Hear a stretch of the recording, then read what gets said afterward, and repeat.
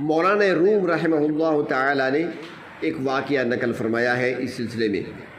وہ فرماتے ہیں کہ ایک زمانے میں بغداد کے قریب کچھ فاصلے پر ایک گاؤں تھا۔ اس گاؤں میں ایک دیہاتی شخص رہتا تھا۔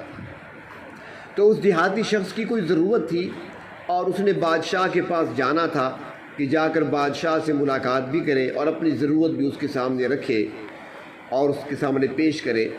چنانچہ بہت بڑی بادشاہت تھی، بغداد مرکز تھا اور دنیا کے ایک بڑے حصے پر حکمرانی کر رہے تھے بغداد کے بادشاہ۔ تو چنانچہ وہ دیہاتی جب جانے لگا تو اس نے سوچا کہ میں بادشاہ کے پاس کیا تحفہ لے کر جاؤں، ایسا تحفہ ہو جو بادشاہ دیکھ کر خوش ہو جائے۔ تو وہ دیہاتی چونکہ دیہات میں رہتا تھا، ایک چھوٹا سا گاؤں تھا، شہری آبادی سے بہت دور تھا، اس نے شہر اور بازار مارکیٹیں دیکھی نہیں تھی، اسے باہر کی دنیا کی زیادہ خبر نہیں تھی۔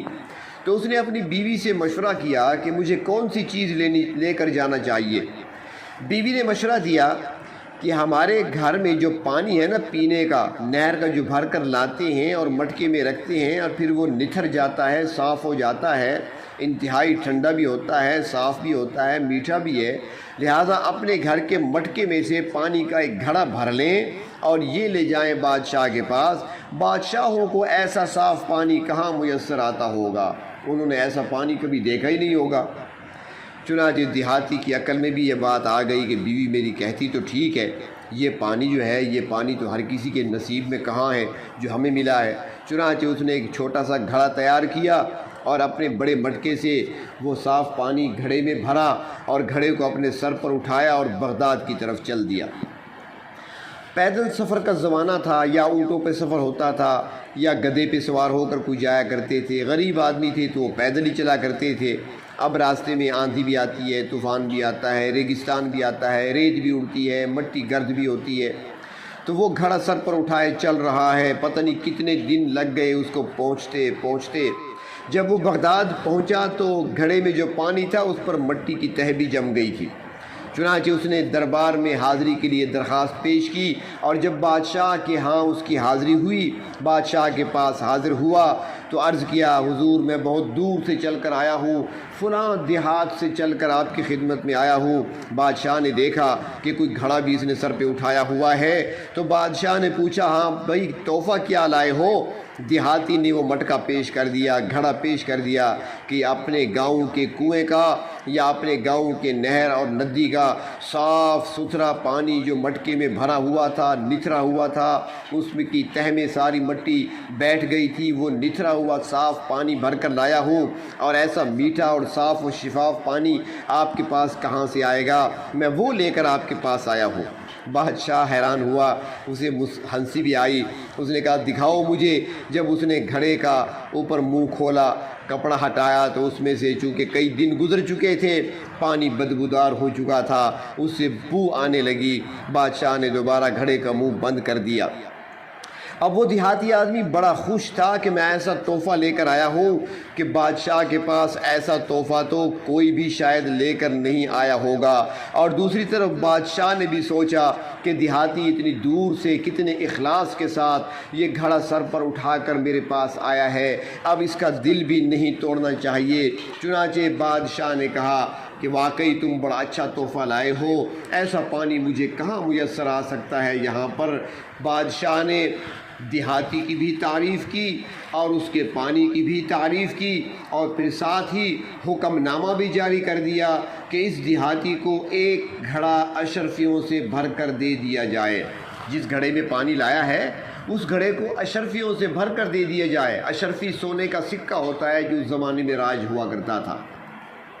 چنانچہ وہ دیہاتی بہت خوش ہوا کہ مجھے تو اتنا کچھ مل گیا کہ جو میری اگلی نسل تک بھی کام آئے گا اور کافی ہے میرے لیے۔ چنانچہ اشرفیوں سے بھرا ہوا گھڑا اس نے سر پر اٹھایا۔ جب وہ دیہاتی واپس جانے لگا تو بادشاہ نے اپنے ایک کارندے سے کہا یا اپنے ایک سپاہی سے کہا یا نوکر غلام سے کہا کہ اس دیہاتی کو ذرا دور تک چھوڑ آؤ، رخصت کرو اسے، لیکن جو ہمارے شہر بغداد میں دریا بہتا ہے نا، دریائے دجلہ، اس کے کنارے سے چلانا ذرا اس کو۔ دریا کا کنارہ لے کر کنارے کے ساتھ ساتھ تھوڑی دیر چلا دینا تاکہ یہ دیکھ لے کہ ہمارے پاس اس پانی کے پورے دریا بہتے ہیں۔ وہ دیہاتی بڑا خوش واپس جا رہا تھا، گھڑا اشرفیوں سے بھرا ہوا سر پہ اٹھایا ہوا تھا، بادشاہ کا غلام اس کے ساتھ تھا۔ جب دریائے دجلہ آیا تو دریا کو دیکھ کر اس دیہاتی نے اس غلام سے پوچھا یہ کیا ہے؟ غلام نے کہا یہ دریا ہے، اس کا پانی پی کر تو دیکھو۔ اب جب دیہاتی نے دجلہ کا پانی پیا تو انتہائی صاف شفاف اور میٹھا پانی تھا۔ اب دیہاتی کو خیال آیا کہ میں نے کیا کیا، میں بادشاہ کے پاس کس قسم کا پانی لے کر گیا تھا، اس کے محل کے ساتھ تو ایسے صاف شفاف اور اعلیٰ درجہ پانی کے دریا بہتے ہیں، اس کو تو پانی کی ضرورت نہیں تھی، لیکن اس کی کرم نوازی ہے کہ اس نے میرا دل رکھنے کے لیے میرے گھڑے کو قبول بھی کر دیا، مجھے سزا دینے کے بجائے انعام سے نوازا، میرا گندا پانی لے لیا اور گھڑا اشرفیوں سے بھر کر مجھے دے دیا۔ مولانا روم فرماتے ہیں کہ ہم اللہ تبارک و تعالیٰ کے حضور جو عبادت کرتے ہیں وہ نفل کی صورت میں ہو، نماز کی صورت میں ہو، تسبیح اور ذکر کی صورت میں ہو، صدقے کی صورت میں ہو، تو ہماری ساری عبادتیں وہ اس پانی کے گھڑے کی طرح ہیں جس میں بدبودار پانی بھرا ہوا تھا، گرد و غبار اور مٹی سے اٹا ہوا تھا۔ اس کا تقاضا تو یہ تھا کہ وہ گھڑا واپس کر دیا جاتا۔